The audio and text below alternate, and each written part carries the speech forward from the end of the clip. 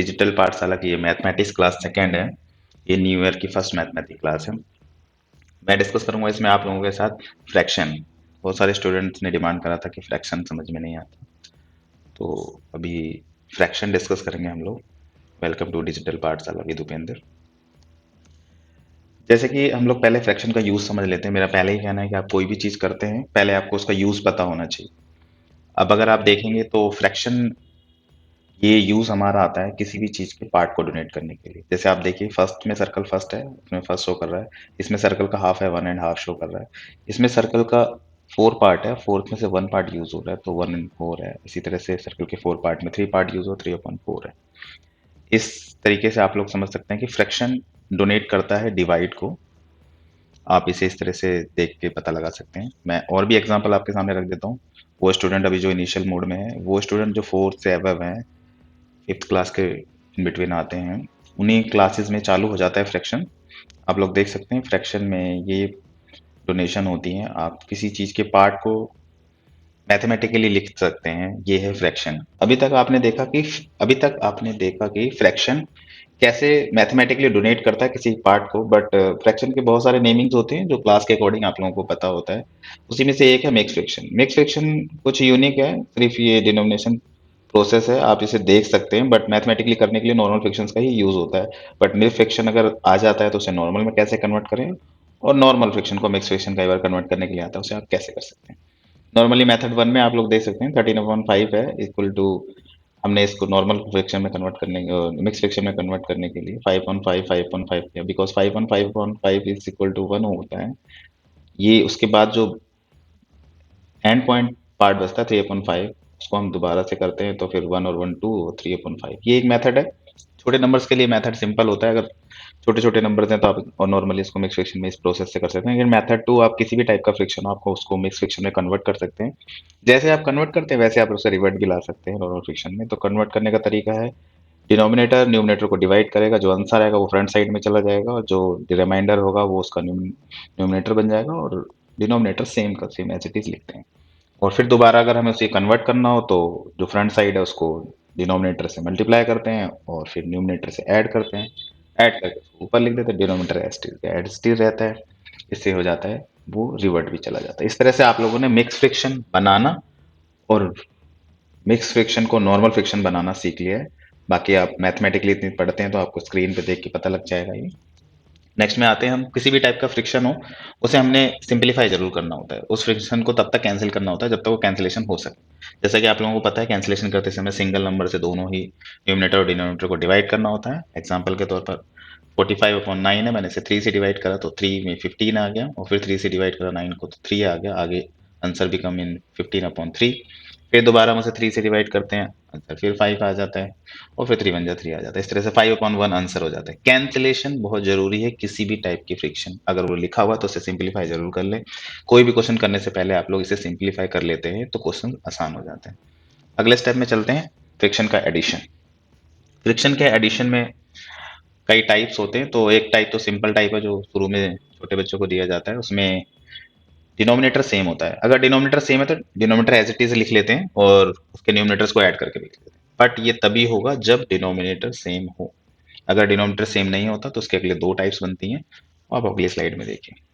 आप देखेंगे कि जो डिनोमिनेटर अगर डिफरेंट होते हैं, ऐसे केस में हम पहले एलसीएम रूल लगाते हैं, बिकॉज इससे सिंप्लीफिकेशन आसान हो जाती है, क्वेश्चन बहुत आसान हो जाता है सिर्फ इस रूल्स को अगर समझ लिया जाए। सबसे पहले हम डिनोमिनेटर्स के एलसीएम निकालेंगे, और जो डिनोमिनेटर के एलसीएम आएंगे उस एलसीएम वाले नंबर को हम सिंगल डिनोमिनेटर ले लेंगे। उस डिनोमिनेटर को सिंगल टाइम लिख लेंगे, बिकॉज हमने जैसे इस एग्जांपल में आप लोग देख रहे हैं 1/3 और 3/5 है। इसमें 3 और 5 का एलसीएम लिया तो वो 15 आया, और 15 हमने सिंगल डिनोमिनेटर ले लिया। दैट मीन्स कि 3 को हमने 15 बना लिया और इसके 5 डिनोमिनेटर को 15 मान लिया। अब अगर डिनोमिनेटर इंक्रीज हुआ है तो न्यूमिनेटर भी इंक्रीज होगा। उस चीज को पता करने के लिए हम पहले डिनोमिनेटर को डिवाइड करेंगे 15 से। तो 3 से 15 को डिवाइड कर 5 आंसर आता है। जो आंसर आता है हम ऊपर न्यूमिनेटर में मल्टीप्लाई करके लिख देते हैं। अब न्यूमिनेटर 1 था तो उसमें 5 मल्टीप्लाई कर दिया तो आंसर 5 आंसर 5 आ गया। सेम ऐसे ही 5 से हम 15 को डिवाइड करते हैं तो 3 आता है, फिर 3 फिर न्यूमिनेटर में मल्टीप्लाई, 3 3 9 आ गया। इस तरह से 5 + 9 अब हम 14/15 लिख सकते हैं। ये एक्चुअल तरीका है एलसीएम रूल का, जिससे हम किसी भी फ्रैक्शन नंबर्स को ऐड कर सकते हैं। आगे चलेंगे हम, इसी सेम प्रोसेस को हम क्रॉस मल्टीप्लिकेशन से करेंगे। वो प्रोसेस तो सिंपल होता है बट उसमें जो नंबर्स होते हैं वो बिगर आ जाते हैं, तो जिससे सोल्यूशन करने में थोड़ा टाइम लगता है, बट एलसीएम वाले रूल से नंबर स्मॉलर आते हैं और जल्दी सॉल्व हो जाते हैं। क्रॉस मल्टीप्लिकेशन वाले रूल में मैंने आपको एरो से प्रोसेस करके बताया है। इसमें आप डिनोमिनेटर को मल्टीप्लाई कर लीजिए, उसके बाद क्रॉस दूसरे डिनोमिनेटर को फर्स्ट वाले न्यूमिनेटर से मल्टीप्लाई करके लिख दीजिए, फिर साइन लिखिए, उसके बाद नीचे वाले फर्स्ट वाले डिनोमिनेटर को सेकंड वाले न्यूमिनेटर से मल्टीप्लाई करके उसे लिख दीजिए। जब आप लिखते हैं तो आप देख लेते हैं 1/8 है प्लस 1/3 था, तो 8 और 3 को मल्टीप्लाई करके हमने 24 लिख लिया, डिनोमिनेटर 24 हो गया। 3 को 1 से मल्टीप्लाई कर, पहले वाले न्यूमिनेटर से मल्टीप्लाई, 3 1 जा 3 आ गया। क्रॉस मल्टीप्लिकेशन प्रोसेस कहते हैं इसको, तो इसलिए क्रॉसली मल्टीप्लाई हुआ, 3 1 जा 3, फिर नीचे डिनोमिनेटर 8 था, 8 1 से मल्टीप्लाई, 8 1 जा 8 हो गया। इस तरह से हमारे को एक नंबर मिल जाता है जो सेम उसी तरीके से होता है जो एलसीएम रूल में ऊपर आया था। अब सिंपल, क्योंकि अब डिनोमिनेटर हमारा 24 हो गया और न्यूमिनेटर के हमारे दो साइन वाले नंबर मिल गए। साइन कभी चेंज नहीं करते, जैसा प्लस होता है वैसे माइनस भी हो जाता है। साइन वैसे का वैसा एज इट इज उन नंबर्स के बीच में लिख देते हैं। तो ये प्लस था तो 3 + 8 11, 11/24 हो गया। इसमें साइन कभी चेंज नहीं करते, स्पेशली ध्यान रखना है कि जो नंबर्स के बिटवीन साइन है, क्योंकि अभी छोटी क्लास में तो सिर्फ प्लस सिखाया जाता है, बट जब माइनस सिखाया जाएगा तो माइनस में भी आप same as it is minus लिख दीजिए, माइनस भी हो जाता है, सेम रूल्स फॉलो होते हैं, सेम फॉलो अप में काम हो जाता है। इस स्लाइड में हम सीखेंगे मल्टीप्लीकेशन ऑफ फ्रिक्शन। जैसा कि मल्टीप्लीकेशन ऑफ फ्रिक्शन, एडिशन के बाद मल्टीप्लीकेशन हमारे पास सामने आता है। मल्टीप्लीकेशन ऑफ फ्रिक्शन में आपके सामने नंबर है 3/5 मल्टीप्लाई 1/3। क्रॉस कैंसिलेशन होती है मल्टीप्लीकेशन में, आप लोगों को आपके टीचर्स भी बताते होंगे और मैं भी ये क्लियर कर देता हूँ कि मल्टीप्लीकेशन में क्रॉस कैंसिलेशन होती है। बट कुछ बच्चे गलती से प्लस में भी क्रॉस कैंसिलेशन करते हैं, ये बहुत गलत बात है। आप इसे बिल्कुल यूज ना करें प्लस में। मल्टीप्लीकेशन के केस में आप क्रॉस कैंसिलेशन कर सकते हैं, जैसा कि आप देख रहे हैं 3/5 मल्टीप्लाई 1/3 इज इक्वल टू, आप देख रहे हैं इसमें मल्टीप्लाई करके लिख दिया, न्यूमिनेटर को न्यूमिनेटर से मल्टीप्लाई, डिनोमिनेटर को डिनोमिनेटर से मल्टीप्लाई करते हैं, बट क्रॉस कैंसिलेशन करते समय हम कैंसिलेशन कर सकते हैं। 3 1 जा 3 कैंसिल हो गया, 1 आ गया, और फिर जो हमारे कैंसिलेशन के बाद कुछ अगर कैंसिल होता है तो देखते हैं। अप एंड डाउन और क्रॉस कैंसिलेशन के रूल्स है मैथ्स में। क्रॉस कैंसिलेशन मल्टीप्लिकेशन में होती है, अप एंड डाउन कैंसिलेशन आप कभी भी कर सकते हैं। अब 3 1 3 कैंसिल होके 1 हो गया, अब 1 1 जा 1 और 5 1 जा 5 हो गया। नेक्स्ट एग्जांपल में आ सकते हैं 2/5 मल्टीप्लिकेशन 5/10 है। जैसे ही हम इसको कैंसिलेशन फॉलो अप में जाते हैं तो 5 से 5 कैंसिल हो गया, 1 1 आंसर आ गया, और 2 1 जा 2 और 2 5 जा 10 भी कैंसिल हो गया। तब आप मल्टीप्लाई करके 1/5 आंसर आ जाता है। इस तरीके से क्रॉस कैंसिलेशन और अप एंड डाउन कैंसिलेशन से आप सिंपलीफाई कर सकते हैं। मल्टीप्लिकेशन में न्यूमिनेटर न्यूमिनेटर से और डिनोमिनेटर डिनोमिनेटर से मल्टीप्लाई हो जाता है कैंसिलेशन के बाद। आपके सामने आंसर है। नेक्स्ट चलते हैं।